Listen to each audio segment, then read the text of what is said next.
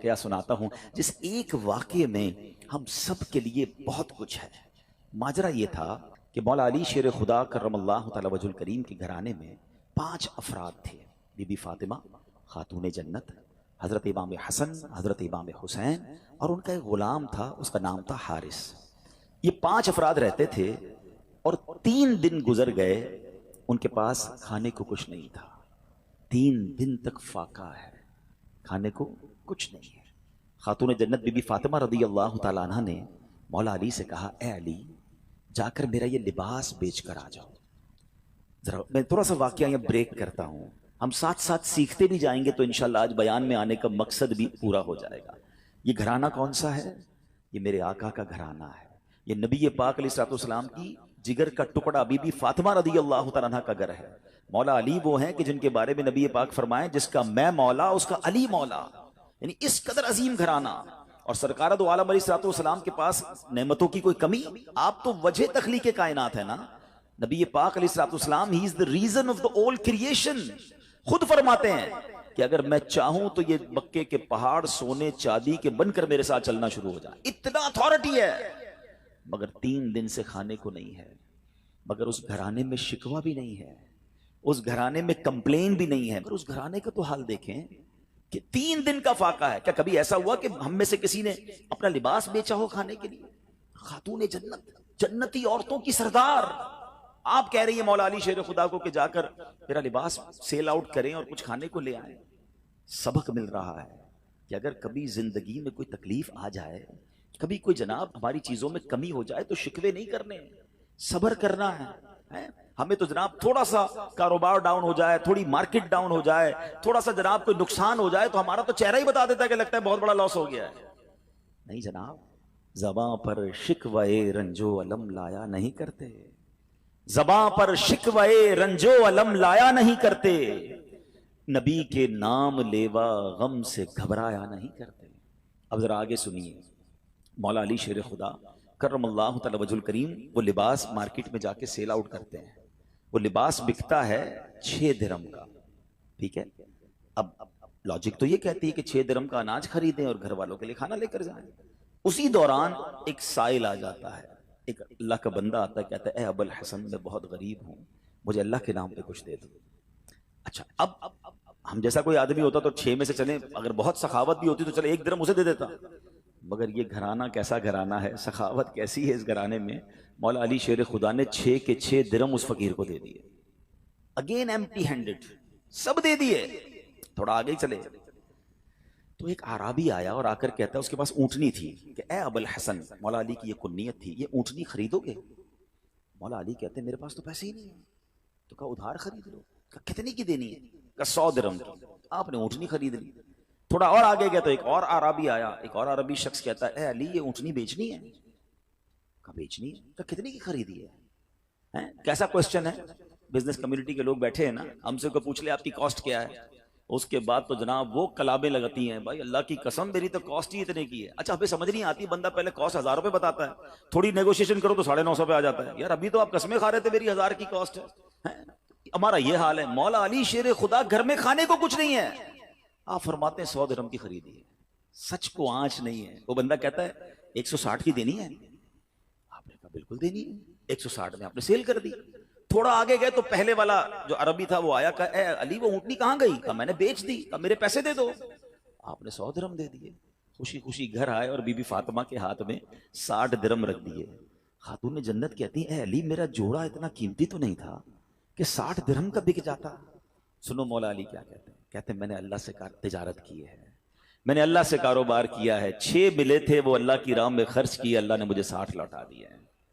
हाय हाय हाय। अब सुनिए, अब आगे सुनिए इसकी, और इस वाक्य का खूबसूरत टर्न और सुनिएगा, ईमान ताजा हो जाएगा। इस घराने की शान क्या है। आला हजरत इमाम अहले सुन्नत लिखते हैं ना, क्या बात रजा उस चमनिस्तान करम की, क्या बात रजा उस चमनिस्तान करम की, जहरा है कली जिसमें हुसैन और हसन फूल। ये घराना ही चमनिस्तान करम है।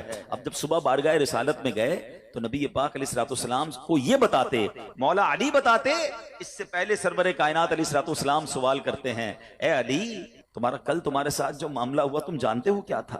मौला अली कहते हैं अल्लाह आलम व रसूल आलम, हुजूर आप ही बता दे मामला क्या था। कहा ए अली, जो तुम्हें ऊंटनी बेचने आए थे वो कोई और नहीं, वो हजरत मीकाईल अलैहिस्सलाम थे। ए अली, जो तुमसे ऊंटनी खरीदने आए थे ना, वो हजरत जिब्राईल अलैहिस्सलाम थे। और जानना चाहोगे वो ऊंटनी कौन सी थी? ये वही ऊंटनी है कि जिस पर मेरी बेटी बीबी फातिमा खातून जन्नत कयामत के रोज सवारी करेंगी। ये ऐसा सखी घराना है जो तुमसे न मांगूं तो फिर किससे मांगूं, तुम्हारा तो सारा घराना सखी है। अब इस एक वाक्य से इतना कुछ है हमारे लिए। मैं कुछ और बयान ना भी करूं ना, आज इसी एक वाक्य को मैं परत ब परत खोलता चला जाऊं तो ये एक इंसिडेंट, ये एक beautiful story of the family of रसूलुल्लाह सल्लल्लाहु अलैहि वसल्लम में क्या कुछ सिखा रही है। कनात किसको कहते हैं, सब्र किसको कहते हैं, अल्लाह की रजा पर राजी रहना किसको कहते हैं, तमाम अमराज खुसूसन जादू टोने का मुजर्रब इलाज अल्लाह पर इनको भरोसा लिखकर किसको तावीज कहते बनाएं, गले में पहनाएं और इनको बार बार पढ़कर मरीज पर दम करें और खाने पर और भरोसा है। पानी और हमारी तो दवाओं पर कैलकुलेटर से पढ़कर फूंक कैलकुलेशन दें और चलती है फिर कि नहीं मरीज को जनाब खाना इतने वगैरह साल खिलाएं। मेहनत करूंगा तो ये इंशाअल्लाह मिलेगा। ज़बरदस्त अपने हर प्लान ही मरज़ खत्म नहीं और होते। बिलखुसूस थोड़ा सा जनाब जादू हमारा हो जाएगा, हमारा प्लान डिस्टर्ब हो मरीज जाए शिफा तो लोग मायूसी वाली बातें, डिप्रेशन में चले जाते हैं लोग, मादअल्लाह सुसाइड की बातें करने लग जाते हैं। किधर गया रब पर भरोसा? ना करें ऐसा। बाज औकात आजमाया जाता है, बाज औकात इसमें बहुत सारी हिकमतें होती हैं। एक और हदीस पाक का वाकया सुनाऊंगा, फिर अपने टॉपिक की तरफ दोबारा आते हैं। कमाल का वाकया, और ये वाकया नबी पाक अलैहिस्सलाम ने सहाबा को सुनाया। हजरत अबू हुरैरा रदियल्लाहु तआला अन्हु इस हदीस के रावी हैं। हजरत अबू हुरैरा कहते हैं कि नबी पाक अलैहिस्सलाम ने हमें यह वाकया सुनाया कि बनी इसराइल में 3 शख्स थे। अब जरा गौर से सुनिएगा। हम में से कई लोग ऐसे हैं जो पिछले 5, 10, 15 सालों में अल्लाह ने उनको बड़ा उरूज दिया है। अल्लाह आपको और तरक्की दे, आपके रिज़्क़ हलाल में अल्लाह और बरकत दे। मगर गौर से सुनिएगा, आका अलैहिस्सलाम फरमाते बनी इसराइल में 3 लोग थे, अल्लाह करीम को उनकी आजमाइश मकसूद हुई, उनका एग्जामिनेशन मकसूद हुआ। वो तीनों बंदे कौन थे? उसमें एक बंदा था जिसको बर्स का मर्ज था, कोढ़ का मर्ज होता है ना। एक बंदा था जिसकी आंखें नहीं थी, नाबीना था। और एक बंदा था जिसके बाल ही नहीं आते थे, गंजा था। उसकी तमन्ना बड़ी थी कि बाल आ जाए। तीनों किसी ना किसी प्रॉब्लम, किसी क्लैमिटी, किसी डिफिकल्टी में थे। अल्लाह ने एक फरिश्ता भेजा उनके पास।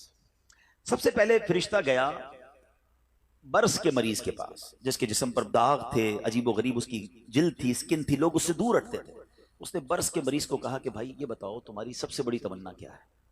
वो कहता है मेरी सबसे बड़ी तमन्ना ये मेरी बीमारी दूर हो जाए। लोग मुझसे दूर हो जाते हैं, मेरी बॉडी पर अजीब अजीब किस्म के दाग हैं। फरिश्ते ने दुआ की, उसके जिस्म पर हाथ फेरा, उसकी बॉडी बिल्कुल ठीक हो गई। कहा ये बताओ तुम्हें माल कौन सा अच्छा लगता है? तो वो बंदा कहता है कि मुझे जो है वो ऊंटनी बड़ी पसंद है। फरिश्ते ने उसको एक ऊंटनी दी जो गाबन थी, बच्चा देने वाली थी। फरिश्ता आगे चला गया। अब फरिश्ता पहुंचा दूसरे बंदे के पास, और वो बंदा था जो गंजा था, उसके बाल ही नहीं आते थे। फरिश्ते ने कहा तेरी ख्वाहिश क्या है सबसे बड़ी? कहता बस मेरे बाल आ जाएं, इससे बड़ी क्या तमन्ना है? फरिश्ते ने उसके सर पे हाथ फेरा, दुआ फरमाई, उसके बाल आ गए। तुझे माल कौन सा पसंद है? तो उसने कहा कि मुझे जो है वो गाय बड़ी पसंद है। उसको एक गाबन गाय, बच्चा देने वाली गाय दी। थर्ड पर्सन के पास फरिश्ता गया है, वो कौन था? अंधा था, मादरजात, माय बाय बर्थ ब्लाइंड। तेरी क्या तमन्ना है? बोले मेरी तो जिंदगी में है ही अंधेरा, अल्लाह करे मेरी आंखें आ जाएं। फरिश्ते ने उसकी आंखों पर हाथ रखा, दम किया, दुआ की, उसकी आंखें आ गई। तुझे क्या चाहिए? कहा मुझे बकरी बड़ी पसंद है। उसको बकरी दी जो बच्चा देने वाली थी, और उसके बाद वो फरिश्ते ने बरकत की दुआ दी, चला गया। अब अल्लाह की शान देखी, अल्लाह ने उन तीनों के माल में खूब बरकत दी। हजारों बकरियां हो गई, हजारों ऊंट हो गए, हजारों गाय हो गई। यानी उस जमाने के वो मिलियनर बिलियनर बन गए। आफ्टर सम टाइम फरिश्ता जाता है अब वो पहले बंदे के पास, बर्स के मरीज के पास, और फरिश्ता भी उसी अपीयरेंस में जाता है। फरिश्ता खुद भी बर्स का मरीज बन के जाता है और जाकर कहता है भाई मुझे कोढ़ का मर्ज है, गरीब मुसाफिर हूं, अल्लाह ने तुझे बड़ा माल दिया है, ऐसा कर कि जो इतनी सारे तेरे पास सैकड़ों हजारों ऊंट हैं, मुझ गरीब को एक ऊंटनी दे दे। वो बंदा कहता है कि ये तो मैंने खुद कमाया है, ये तो सब मेरी एफर्ट है, मेरे तो बाप दादा की मीरास है। ये तुझे अल्लाह ने नहीं दिया? तू कुछ अरसा पहले गरीब था। कहते नहीं नहीं, किसने कहा तुझे? मैं तो पहले से ही मालदार था, मेरे तो फैमिली का ये सारा माल है, ये मैंने अपनी मेहनत से किया है।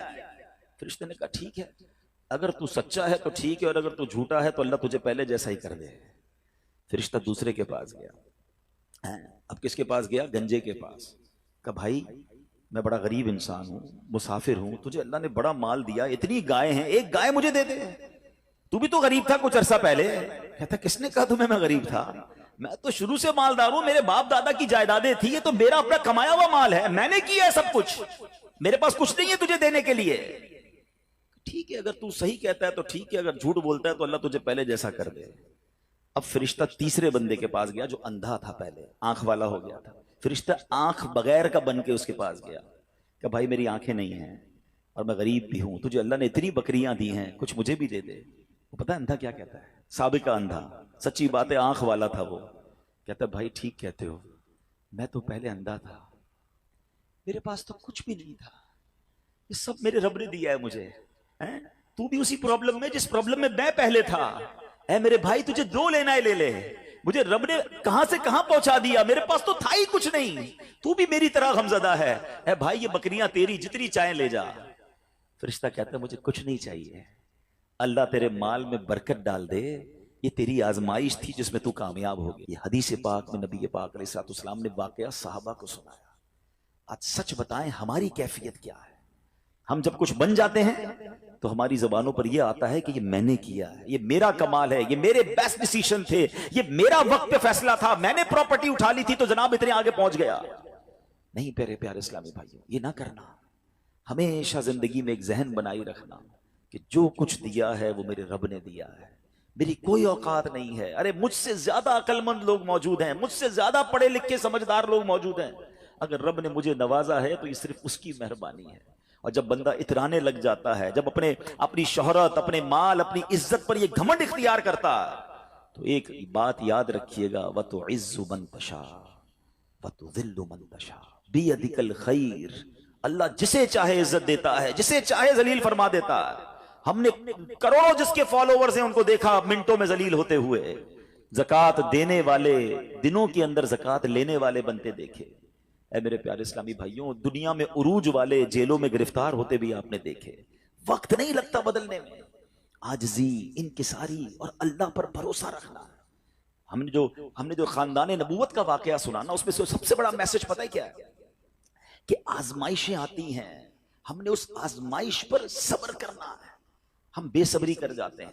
कुरान मजीद फुरकान हमीद में रब अज़्ज़ वजल ने वाज़ेह ऐलान फरमा दिया, यानी कमाल देखें, हमें पहले से बता दिया तुम्हारा एग्जामिनेशन आने वाला है। क्या फरमाया?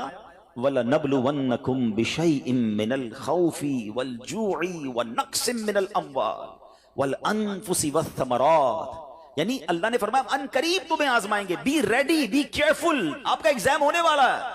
अच्छा, ये भी नहीं फरमाया कि किसी भी चीज से एग्जाम हो जाएगा, हमें एग्जामिनेशन के क्वेश्चन भी बता दिए कि क्या क्या टेस्ट आ सकता है। हम कहते हैं जरा गैस पेपर तो बताएं, क्वेश्चंस क्या होंगे।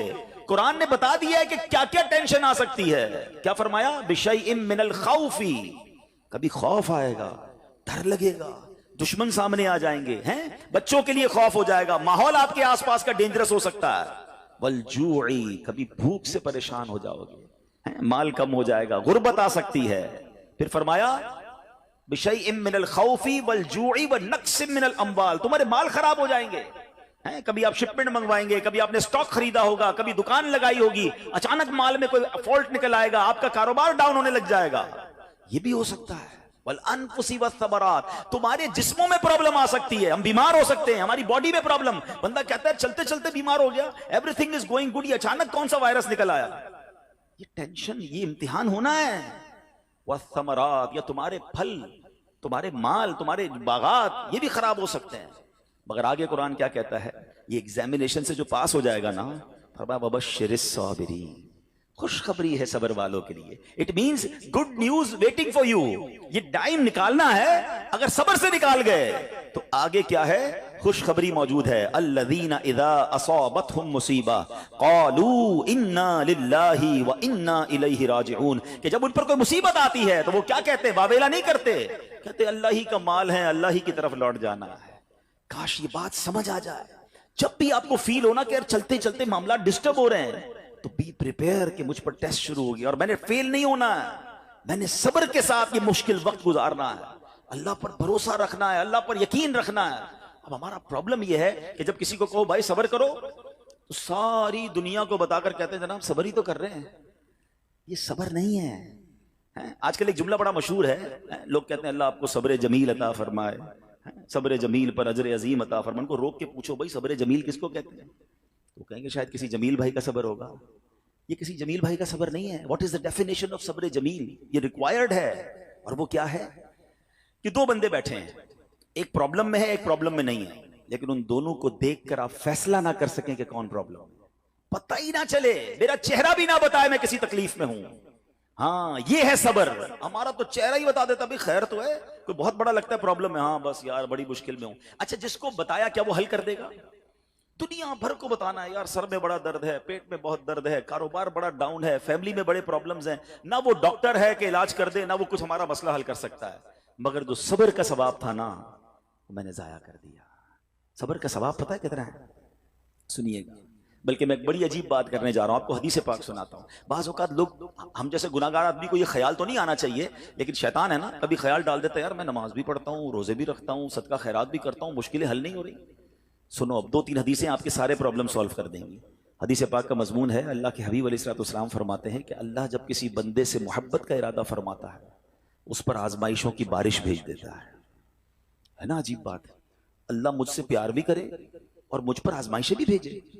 हदीस का अगला हिस्सा इसको प्रॉपर एलिब्रेट करता है, डिस्क्राइब करता है कि मशीयत इलाही ये होती है। हदीस का खुलासा है कि अल्लाह की रिजा ये होती है कि अल्लाह बंदे ने जो दुनिया में गुनाह किए हैं ना, खताएं हो गई हैं मेरे बंदे से, इस पर कुछ आजमाइशें भेजूं, ये सब्र करे तो फिर मेरी बारगाह में आए तो इसके सारे गुनाह मुआफ हो गए हों, मैं इसे जन्नत में दाखिल कर दूं। यानी ये आजमाइशें तो मुझे मेरे गुनाह मुआफ करवाने आ रही थी, मेरे अल्लाह की बारगाह में मुझे अल्लाह से करीब करने आ रही थी, और मैंने वावेला करके, मैंने शिकवे करके वो सारा सवाब जाया कर दिया। एक और हदीस पाक सुनिए। अल्लाह रब्बुल आलमीन की बारगाह में बंदे का कोई मर्तबा लिखा होता है, ठीक है, और बंदा इबादत के जरिए रोजे रखकर, नमाजें पढ़ के, तिलावत करके वो वहां नहीं पहुंच पा रहा होता। अल्लाह चाहता है कि बंदा इस रैंक तक पहुंच जाए। अल्लाह उस पर आजमाइश भेजता है ताकि मेरा बंदा सब्र कर ले तो इसको वो मर्तबा अता हो जाए। हाय हाय, यानी आजमाइश मुझ पर मेरे रैंक बुलंद करने, मेरे दर्जे बुलंद करने आई, और हाय मेरी बेसब्री के मैंने वो सब सवाब जाया कर दिया। ना करें मेरे प्यारे इस्लामी भाई, मुश्किलें आती हैं। अच्छा, फिर पता है प्रॉब्लम क्या है? हमारा एक और बड़ा इशू है, हम किसी को मुस्कुराता देखते हैं, किसी को अच्छे कपड़े देख लेते हैं, किसी की बड़ी गाड़ियां देख लेते हैं, किसी का बड़ा घर देख लेते हैं, हमें लगता है यार ये कितना मजे में है यार, मैं ही अकेला परेशान हूं। ये आपकी भूल है। एक बात याद रखिएगा, जिंदगी की गाड़ी मसाइल के पहियों पर ही चलती है। अमीर के मसले और हैं, गरीब के मसले और हैं।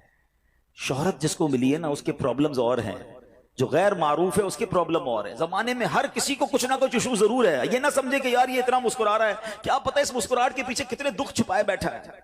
आप यकीन करें, बिलीव करें, ऐसा नहीं है कि सब लोग 100% खुशहाल हैं। प्रॉब्लम सबके साथ होते हैं।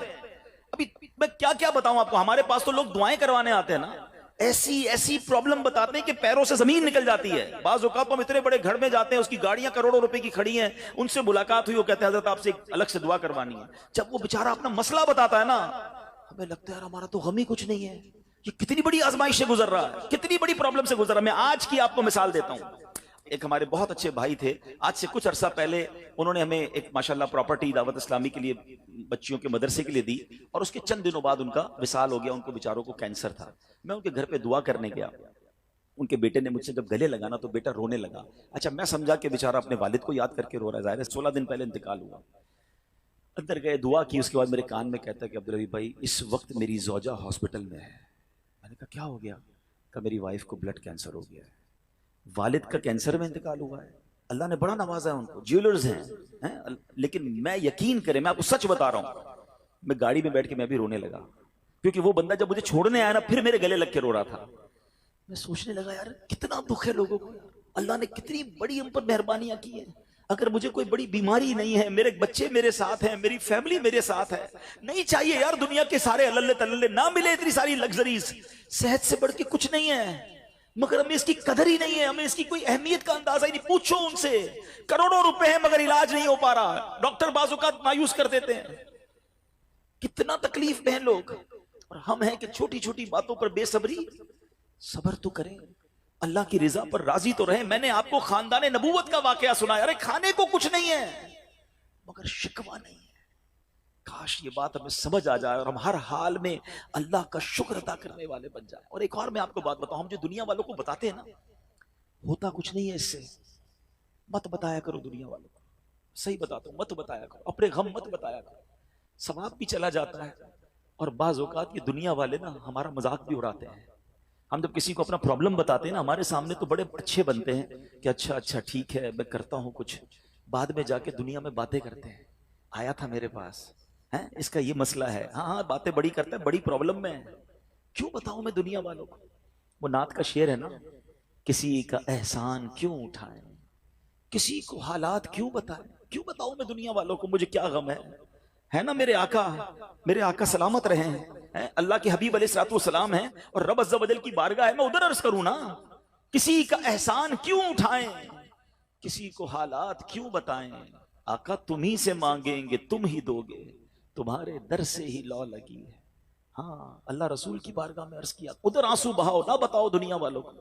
एक और कमाल का शेर है कि दुनिया वाले तो दर्द देते हैं, दुनिया वाले तो दर्द देते हैं, जख्मी दिल की दवा मदीना है। तो जब दुनिया वालों ने कोई हमारा भला करना भी नहीं ना उनके हाथ में है, शिफा देने वाली जात मेरे रब की, बरकत देने वाली जात मेरे रब की, तो अल्लाह से ही बातें करो ना। तो आज से ये जहन बना ले मेरे प्यारे इस्लामी भाई, मुश्किल आनी है तो सब्र के साथ वो वक्त गुजारना है, अल्लाह की रिजा पर राजी रहना है। वो बड़ा करीम है, वो अपने गैब के खजानों से आपको अता फरमाया। तवज्जो बयान की तरफ रखिएगा। और अब आते हैं इस पूरे वाक़े से एक और खूबसूरत बात जो हमें सीखने को मिली, और वो बात क्या है कि नबी पाक के खानदान की सखावत कैसी थी। मौला अली शेर खुदा के पास सिर्फ 6 दिरहम थे, आपने वो सब के सब दे दिए। मगर आज हाल ये है कि लोग अपनी ज़कात अदा नहीं करते। आज ज़कात लोगों को भारी पड़ने लग गई है। जब कैलकुलेट करते हैं कि जनाब करोड़ों रुपए ज़कात, तो उसके बाद उनको भारी लगती है। ना करें ऐसा, ये ज़कात माल का मैल है, और अगर ये माल का मैल आपके माल से जुदा ना हुआ तो ये आपके माल को भी मैला कर देगा। एक बात याद रखिएगा, सरकार दो आलम सल्लल्लाहु अलैहि वसल्लम का ये फरमान है, अपनी ज़कात अदा करके अपने माल को मजबूत कलओं में कैद कर लो। अगर मैं और आप चाहते हैं ना कि मेरी आपकी प्रॉपर्टी सिक्योर रहे, हमारे मालो असबाब सिक्योर रहे, तो हदीस पाक में तो फार्मूला मौजूद है कि अपने माल को ज़कात देकर मजबूत कलओं में कैद कर लो। लेकिन यहां ज़कात देने के लिए तैयार नहीं लोग, लमसम निकाल देते हैं, कैलकुलेट नहीं करते। याद रखिए, ये माल ही अजाब बन जाएगा अगर आप ज़कात पूरी अदा नहीं करते। अगर हमारे पाकिस्तान में सारे सरमायादार कुछ ना करें, अपनी ज़कात पूरी अदा कर दें, सारे जमींदार अपनी ज़कात पूरी अदा कर दें, आप अपनी आंखों से देखेंगे कि गुर्बत कितनी जल्दी खत्म होती चली जा रही है। मैंने एक बार कैलकुलेशन की, जरा सुनिएगा। पाकिस्तान ज़रई मुल्क है, ठीक है, और उसकी ज़राअत की जो कैलकुलेशन है वो इंटरनेट पर मौजूद है, you can search with yourself. आप चेक कर लें कि 2023 में पाकिस्तान की टॉप 20 क्रॉप्स कौन कौन सी हुई हैं, आप इंटरनेट पर खुद ढूंढ लें, आपके सामने उस क्रॉप की कैलकुलेशन भी आ जाएगी कि इतने मिलियन टन, इतने जनाब करोड़ केजी जो है वो गंदुम हुआ, तो कॉटन हुआ, तो फ्रूट्स हुए, तो शुगर हुई। पाकिस्तान को अल्लाह ने बड़ा नवाजा है। शरीयत का हुक्म क्या है, जिस अल्लाह रसूल की हम बात कर रहे हैं, जिस इस्लाम को हमने कबूल किया है, शरीयत का हुक्म यह है कि अगर आपकी फसल उगती है तो उस फसल में अगर बारिश का पानी है और आप अपना पानी परचेज नहीं कर रहे और सिर्फ बारिश से आपकी फसल उग रही है, तो जितनी फसल उगी 10% उशर, क्या कहते हैं, 10वें हिस्से को, वो आपने निकाल देना है अल्लाह की राह में। वो गरीबों का हक है, वो ज़कात है ज़मीन की। और अगर आप पानी ट्यूबवेल वगैरह से लेते हैं, पैसों से खरीदते हैं, तो 5%। आप बिलीव करें, मैं बैठा कैलकुलेटर लेकर कि पाकिस्तान की टॉप 10 क्रॉप्स कितनी होती हैं, उसकी मालियत कितनी है, उसकी वैल्यू कितनी है, वो मैंने बनाई और उसका 5% लगाया, जो देना ही देना है। आप यकीन करें वो भी खरबों रुपए में बन गया। ये खरबों रुपए कहां है, अगर हम ज़कात देते तो कितने गरीबों का भला हो जाता, कितने घर खुशहाल हो जाते। अच्छा, ये तो सिर्फ जमीन की ज़कात है, प्रॉपर्टीज की ज़कात, अरबों खरबों रुपए के लोग मालिक हैं। मगर जब कैलकुलेटर चलाते हैं ना, ओए होए होए, ज़कात जनाब 10 करोड़ रुपए बन जाएगी, तो फिर भारी लगती है। अल्लाह के बंदे, अल्लाह ने 4 अरब दिए हैं तो 10 करोड़ ज़कात है ना, तो टेंशन काहे की है, शुक्र अदा करो। अल्लाह ने देने वाला बनाया, मांगने वाला नहीं बनाया। मगर आज ज़कात भारी पड़ गई है। आपको पता है कारून क्यों धसाया गया था? कारून ये हजरत मूसा का कजन था, ये तौरात का आलिम था और बड़ा बड़ा आलिम दीन था।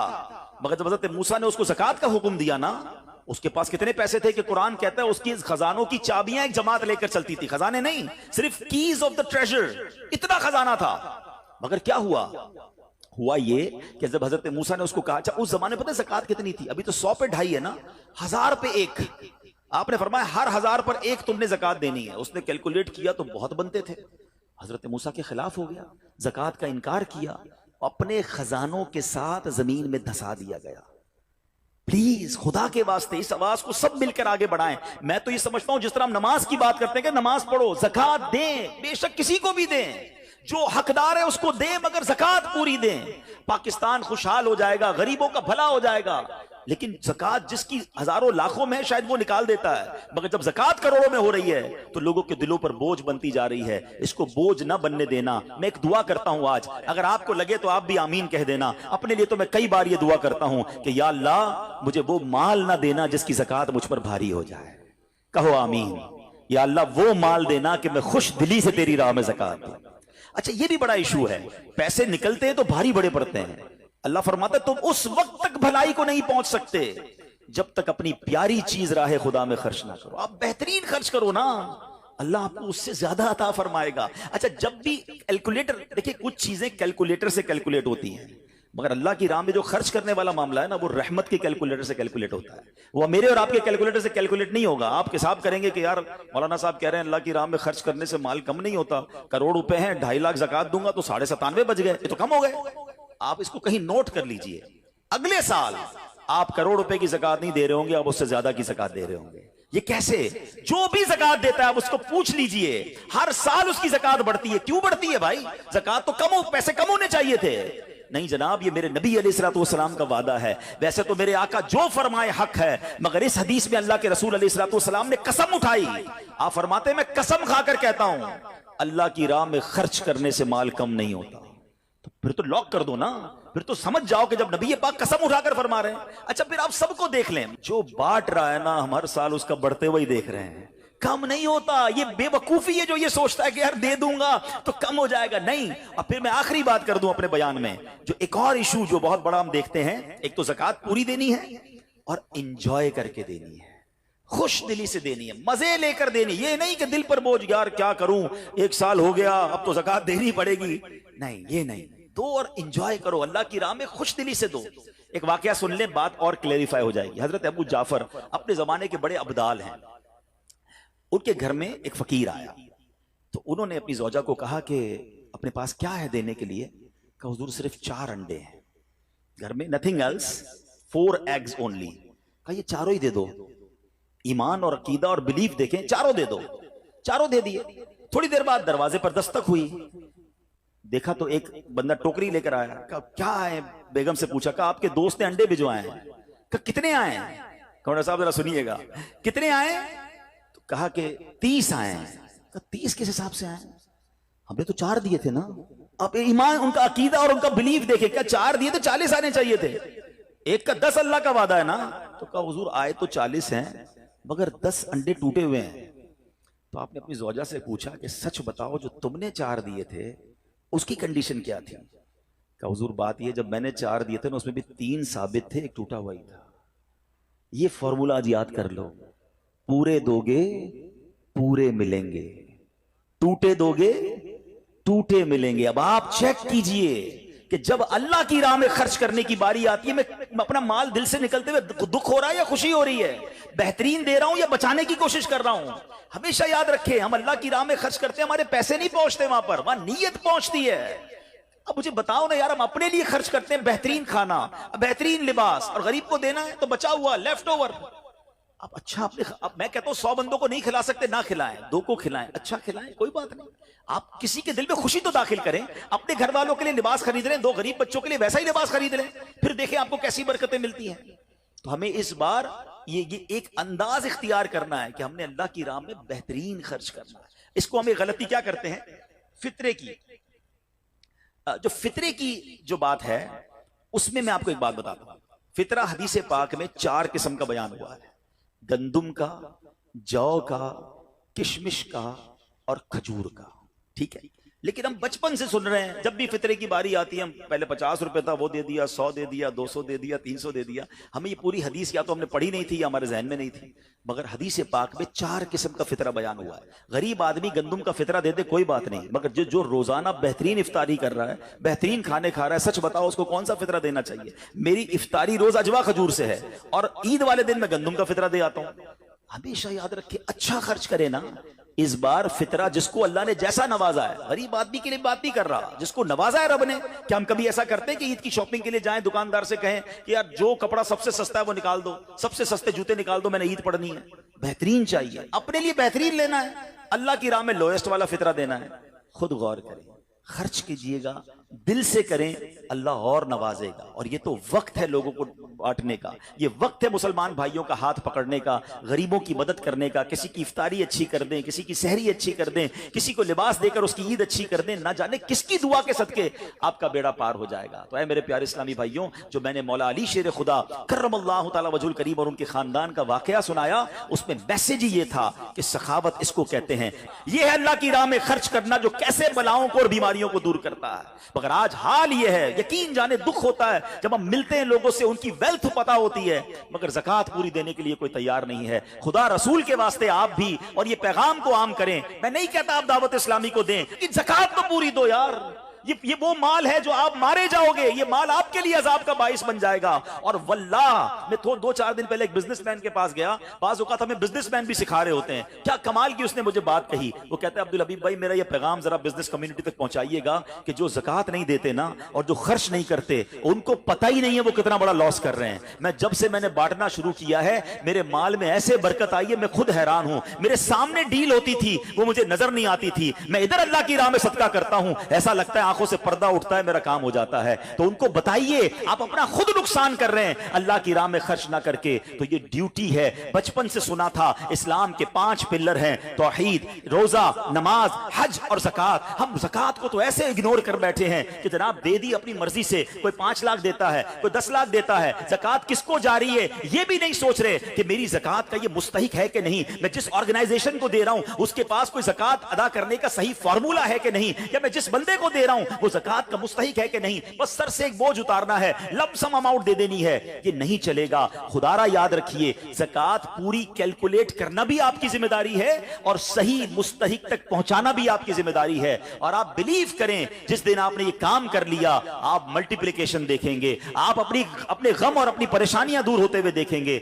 मैं रब्बे करीम से दुआ करता हूं अल्लाह हमें दिल खोलकर अपनी राह में खर्च करने की तौफीक अता फरमाए। और फिर सबसे पहला हक आपकी ज़कात का वो हक है आपके अपने गरीब रिश्तेदारों का। अपने गरीब रिश्तेदारों को आप दीजिए ज़कात, क्योंकि जो अपने रिश्तेदारों को ज़कात देता है, सदका करता है, उसको डबल सवाब मिलता है, एक सदका देने का, एक सिला रहमी करने का। और फिर आपके गरीब रिश्तेदारों से बात ज़कात बच जाए तो फिर मेरी गुजारिश है कि दावत इस्लाम कितने बड़े पैमाने पर दुनिया में काम कर रही है, तो अपनी ज़कात का अपना हिस्सा जो है उसमें ज़रूर अता फरमाएं। अल्लाह करीम हम सब का जमा होना अपनी बारगाह में कबूल फरमाए। आमीन।